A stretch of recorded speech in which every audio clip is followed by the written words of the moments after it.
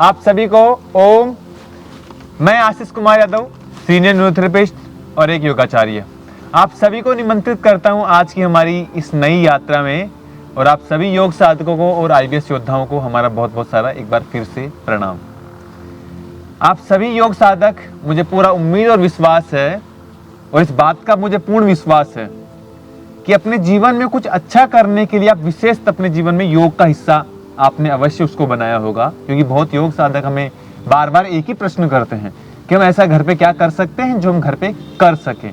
उन सभी को मैं एक ही बात कहता हूँ कि मेरे गुरु भी ये कहते हैं कि योग के बिना जीवन अधूरा है, और मैं भी आपको यही कहूँगा कि आपका जीवन भी योग के बिना अधूरा है।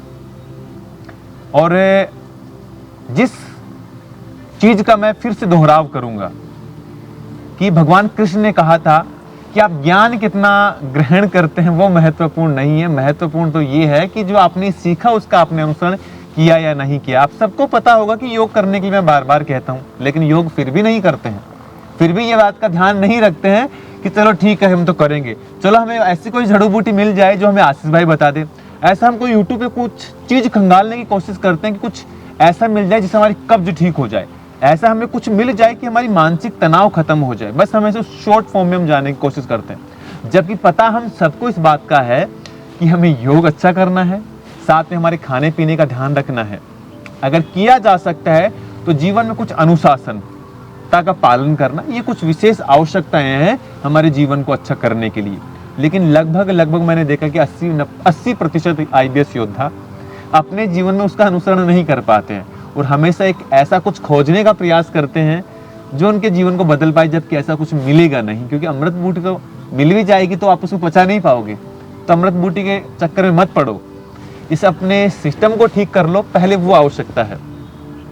तो आज मैं जिस कहानी को आप लोग के साथ साझा करना चाहूँगा, जो कि हमारे राहुल भाई हैं, जो कि हरियाणा से आए हैं, जिनके जीवन के कुछ अनसुलझे पल और कुछ जीवन की वो समस्याएं जो उनके जीवन में कुछ कठोर उनको पीड़ा का सामना करवाई, फिर माध्यम बने हमारे गुरु के आशीर्वाद से हम, तो वो हमारे यहाँ तक पहुँचे, जिसमें उनके कुछ व्यक्तिगत यहाँ के विचार, उनका कुछ उपचार का समय जो उन्होंने यहाँ व्यतीत किया, क्या उनकी विशेष तकलीफें थी, और यहाँ आने से पूर्व उनका क्या अनुभव रहा उपचार को, और यहाँ से जाने के बाद जब उनकी परसों के दिन हमारे यहाँ से विदाई होगी, यहाँ से जाएंगे वो, तो यहाँ टोटल उनका क्या अनुभव रहा, हम सब उनके व्यक्तिगत अनुभव से सुनेंगे और उनके कुछ जीवन के महत्वपूर्ण पल को समझेंगे। उसके बाद हम हमारे कुछ प्रश्न भी करेंगे जो कि बहुत सारे योग साधकों के भीतर वो सवाल होते हैं। तो हम हमारी यात्रा को आरंभ करते हैं। ओम राहुल भाई। ओम सभी साथियों को ओम। मेरा नाम राहुल है और मैं हिसार डिस्ट्रिक्ट हरियाणा से आया हूँ। मुझे लगभग यहाँ पे 28 से 29 दिन हो गए हैं। मेरे को IBS की समस्या डॉक्टरों ने बता दी थी जी। लगभग मेरे को इस समस्या से जूझते हुए 10 से 11 महीने हो गए हैं। तो मुझे मेन जो प्रॉब्लम थी वो कॉन्स्टिपेशन की थी। कॉन्स्टिपेशन कभी ठीक हो जाता था, कभी वापस कॉन्स्टिपेशन हो जाता था, और अब पिछले कुछ दिनों में तो कॉन्स्टिपेशन थोड़ा सा सीवियर हो गया था। 3 4 दिन लग जाते थे मोशन आने में, और मोशन आता भी था तो कभी खाना खाने के बाद आ रहा है, और या फिर लगातार 3 दिन नहीं आ रहा, कभी 2 दिन नहीं आ रहा। तो ये सब समस्याएं हो रही थी। तो फिर मैंने आशीष भाई से कांटेक्ट किया था। मैं दिसंबर में यहाँ आया था स्टार्टिंग में। तो उस टाइम पे मेरे को कब्ज़ की समस्या थी, मेरे को जलन रहती थी और पेट में दर्द रहता था, भूख भी कम लगती थी उस टाइम पे। तो फिर मैं यहाँ आया तो भैया ने डायग्नोस किया। डायग्नोस करने के बाद भैया ने बताया कि विदिन 15 दिन आपकी कॉन्स्टिपेशन ठीक हो जाएगी, जो कि 17वें दिन से लेकर के आज तक बहुत मतलब मेरे को याद है सारी चीज़ें जो यहाँ पे किया है। 17 दिन में मैंने कॉन्स्टिपेशन से पूरा रिलीफ पा लिया था। अच्छा मोशन आ जाता है, मोशन के लिए कोई एक्स्ट्रा एफर्ट भी नहीं करने पड़ते कि पानी पियो बहुत सारा या फिर ताड़ासन करो, वो सब नहीं करना पड़ता है। नॉर्मली जैसा एक स्वस्थ आदमी को मोशन आता है, एक बार में पूरा पेट साफ हो जाता है। और सुबह मैं हर रोज़ मोशन जाता हूँ। भूख भी अच्छी लगती है अभी, और शरीर में जो कमज़ोरी सी थी वो कमज़ोरी सी भी नहीं लगती। उसके पीछे के तो 2 कारण। एक तो यहाँ का माहौल इतना अच्छा है कि आपको लगेगा ही नहीं कि आपको किसी प्रकार की कोई मतलब समस्या है, आप इस समस्या से जूझ रहे हो। यहाँ का लाइफस्टाइल है, यहाँ का रहना खाना, और यहाँ जो थेरेपी देने वाले हैं या अपने आशीष भैया हैं, इनकी गाइडेंस है बिल्कुल अब बड़े भाई की तरह आपको ट्रीट करते हैं और बहुत ही अच्छे तरीके से।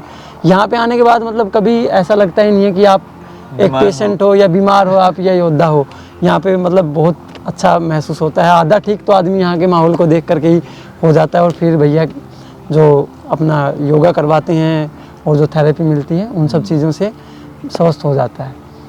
जी, देखो राहुल भाई ने अपना बहुत अच्छा अनुभव दिया, और विशेष इस बात की बढ़ाई इसलिए नहीं कि भाई हमने कुछ विशेष किया, सबसे बड़ी बात तो यह है कि देखो उनको विश्वास था कि मैं एक ऐसी जगह जा रहा हूँ जहाँ मेरा इलाज या जो मेरी व्याधियाँ हैं उनसे मुझे मुक्त मिलने का एक समाधान मिलेगा। क्योंकि विश्वास सबसे बड़ी चीज़ है। शायद जहाँ तक मैं मानता हूँ उन्होंने शायद 2 ही बार आपने फ़ोन किया, पहले आपने फ़ोन किया, हाँ, दोबारा फिर से आपने आने के लिए फ़ोन किया था। क्योंकि मेरे पास ऐसी मतलब मैं इतने सब डॉक्टरों के पास गया हूँ, इतनी मैंने एलोपैथी ली है, आयुर्वेदा, होम्योपैथी, लेकिन कहीं ना कहीं फिर मुझे लग रहा था कि अगर कॉन्स्टिपेशन से और इस IBS की इस प्रॉब्लम से ठीक होना है ना तो वहाँ जाना ही पड़ेगा। तो फिर मेरे को लगा कि और ज़्यादा अनुशासित और डिसिप्लिन तरीके के साथ इस प्रॉब्लम को अगर ठीक करना तो और ज़्यादा मतलब डिसिप्लिन की ज़रूरत है और ज़्यादा अनुशासन आदमी को रखना पड़ेगा। तो इसके लिए मुझे लगा कि आशीष भाई के पास जाना। यहाँ आने के बाद मुझे लगा ही नहीं कि मैं किसी सेंटर पे आया हूँ या मेरा कोई ट्रीटमेंट चल रहा है, मतलब ऐसा बिल्कुल घर जैसा माहौल लगता है। मैं तो बहुत इन्जॉय किया यहाँ पे, मेरे को कभी लगा ही नहीं कि मैं यहाँ मतलब अपना ट्रीटमेंट करवाने भी आया हूँ। तो मेरा तो एक्सपीरियंस बहुत अच्छा है यहाँ का। प्रॉब्लम से भी मेरा छुटकारा हो गया ऑलमोस्ट। अब टाइम की कमी की वजह से मुझे थोड़ा सा जल्दी जाना पड़ा।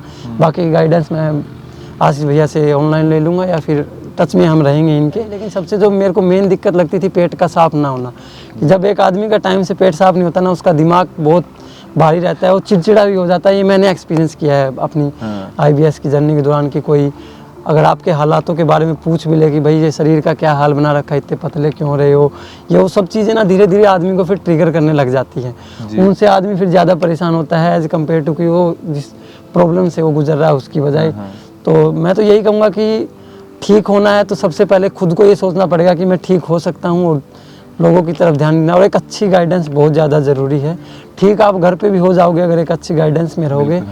लेकिन अगर आप जैसे थोड़े से ढीले हैं मेरी तरह के, भाई डिसिप्लिन आप इतना नहीं रख पाते हो, बीच में गड़बड़ कर देते हो खाने पीने में, तो मैं कहूँगा कि आप ज़रूर भैया जी की गाइडेंस में आएँ। और अगर आप घर पे कर पाते हो तो और ज़्यादा बढ़िया है। वो आपके ऊपर डिपेंड करता है कि आप कितनी अच्छे तरीके से ट्रीटमेंट खुद का कर सकते हो या आपको लेने की ज़रूरत है ट्रीटमेंट। ठीक है, बिल्कुल। बहुत सारी चीज़ें आपने बताई, मतलब जो मैं मानता हूँ शायद एक IBS सफल स्टोरी या एक IBS योग साधक इन बातों को एक्सप्लेन थोड़ा इजी मेथड में कर पाता है। क्योंकि कारण यही है कि हम सब उस चीज़ को फेस कर चुके होते हैं और हमें पता है कि क्या कब किस समय हमने क्या गलतियाँ की और उस गलती की वजह से वो दिक्कत आती है। तो मस्ट नीड है कि एक डिसिप्लिन लाइफ स्टाइल ऑलमोस्ट उस समय तक तो आपको नीड है जब तक आप उस डिजीज से सर्वाइव कर रहे हो या उससे आप लड़ रहे हो, उतने समय तो नेसेसरी किसी भी शर्त में नीड है। क्योंकि बहुत सारे लोगों का सवाल ही यही होता है कि हम घर पे ये नहीं कर पाते, घर पे वो नहीं कर पाते, घर पे वो बन गया तो हमने वो खा लिया, घर पे ये बन गया तो ये खा लिया, घर वाले बोलते तू खा ले, बर्गर दूसरा बोला कि पतला हो गया तो थोड़ा बहुत क्यों खाया कर। तो इन्हीं व्याधियों की वजह से हम इतना पीड़ित हो जाते हैं कि हमें फिर खाना भी पड़ता है। बिल्कुल। और वहाँ हमारा अनुशासन बार बार ब्रेक होता है। वो ऐसा होता है कि भाई जैसे बोल दिया कि थोड़ा सा खाने से तो क्या ही होता है, लेकिन वो थोड़ा सा उस टाइम नहीं है, वो थोड़ा थोड़ा करते कब ज़्यादा में बदल जाता है इस चीज़ का हमें एहसास नहीं होता। क्योंकि जब हम डिसिप्लिन से हटके जो अपना एक रूटीन है फॉलो कर रहे हैं उसके अलावा अगर कुछ खाना शुरू कर देते ना, वो 1 दिन में या 2 दिन में इम्पैक्ट नहीं करता है, वो शरीर को नुकसान 1-2 दिन में नहीं करता है। वो फिर आप जैसे लंबे समय तक खाते रहेंगे आपको लगेगा कि नहीं अभी तो मैं स्वस्थ हूँ, फिर वो एकदम से जो इम्पैक्ट डालेगा उसके बाद आप संभल नहीं पाते हैं जी। तो इसलिए मतलब थोड़ा सा डिसिप्लिन फॉलो करना बहुत ज़्यादा ज़रूरी है जी। जैसे हमने कई बार कहा है, जैसे आपको या जैसे अभी संध्या काल में अपना जो मेडिटेशन कक्षा वगैरह होती है उसके बाद हम कई बार कहते हैं कि चलो भोजन प्रसाद का समय हुआ या रसोई घर की तरफ चलो। हम ये कभी नहीं कहते कि चलो खाना खाते हैं। खाना खाने में और भोजन प्रसाद ग्रहण करने में ये शायद हमने हमारे जो चौमू वो हुई थी ना अभी रिसेंटली को एक सम्मेलन हुआ था, उसमें परमार्थ देव जी आए थे, उन्होंने इस बात को बताया भी था, आपने सुना हो ना जी, कि भोजन खाया नहीं जाता है, प्रसाद ग्रहण किया जाता है। और यही बात आपके जीवन का उद्धार करेगी। जैसे इन्होंने बताया कि हम थोड़ा सा कुछ खा लेते हैं, थोड़ा सा खा रहे हो, वो एक दवा है और हम उसको दवा समझ के नहीं खाते, हम पेट भरने के लिए, मन भरने के लिए खाते हैं जो कुछ खाते हैं घर पे और कहीं बाहर। जबकि ये सोचना चाहिए कि वो एक दवाई के तौर पे आप खा रहे हो। तो प्रसाद जो भी आप खाओ, जो भी आपका भोजन हो, उसको प्रसाद समझ के ग्रहण किया करो, वो अमृत के समान है। कि औषधि से हम कोई भी दवाई ले रहे हैं, समझा करो, एक चम्मच ले रहे हैं, एक गोली ले रहे हैं, तो हम ये कभी क्यों नहीं सोचते भाई हम ये भरपेट खा ले, दवाई तो हम एक गोली तो ले रहे हैं, तो सुबह पेट में जाके कितना इम्पैक्ट करती है। तो ऐसे हम जो भोजन खाते हैं वो भी वैसे ही प्रभाव करता है हमारे एब्डोमेन पे, इसलिए उसको प्रसाद समझ के ही ग्रहण करना चाहिए, औषधि समझ के भोजन को ग्रहण करना चाहिए। आप वैसे ही ठीक हो जाएंगे अगर पूरी ईमानदारी से, इच्छा शक्ति से अगर आप भोजन को भी सही तरीके से ग्रहण करेंगे। तो आदमी का हाथ टूट जाए तो फिर भी वो काम चला लेता, जुड़ जाएगा।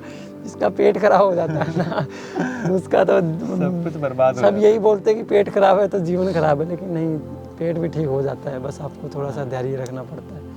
तो इसी के साथ विराम देते हैं। भैया जी का कहना है, बाकी मैंने ही बोल दी है सारी चीज़ें।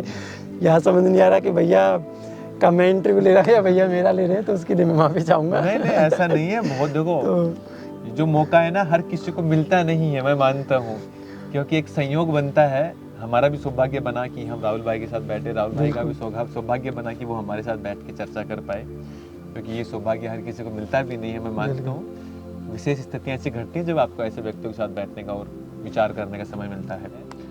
और मैं मूल बात, पूरी बातों का समावेश जो एक आखिरी मंत्र में देना चाहूँगा, हमारे जैसे आज हमारे भारत देश में कम से कम 1 नहीं 100 नहीं 1000 नहीं, कम से कम 1 लाख ऐसे स्पेशल IVF योद्धाओं की आवश्यकता है जो हमारे आने वाली पीढ़ियों को बचा पाए। इसलिए मैं आप सभी योग साधकों से एक बात आखिरी बोलता हूं कि जितने भी हो हमारे IVF योग साधक, प्लीज ऐसी गलत आदतें मत करना जो हमने अतीत में की। आपसे मेरी सभी से यही रिक्वेस्ट है। तो आप अपने हर उस छोटे बच्चे भाई बहन के साथ ये बात साझा किया करो जो आपने गलतियां की। तो प्लीज अगर हमारा 100 पत्थर हम फेंकते हैं, 100 वाणी फेंकते हैं, 100 बात कहते हैं, तो एक पे भी लगा तो हमारे कहने का काम सार्थक हो गया। इसलिए हमें एक एक को बदलना है, तो हमारी आने वाली पीढ़ियों में हम कुछ बदलाव लाने की बहुत अच्छी यात्रा और संकल्प को शुरू कर सकते हैं, जो कि हमारे योग गुरु बाबा रामदेव का भी संकल्प है। अखंड भारत, एक समृद्ध भारत और एक स्वाभिमान से जीने वाला भारत, क्योंकि हम विश्व के योग गुरु या फिर विश्व के गुरु ऐसे ही नहीं कहलाए थे, उसके पीछे बहुत सारे आध्यात्मिक कारण थे।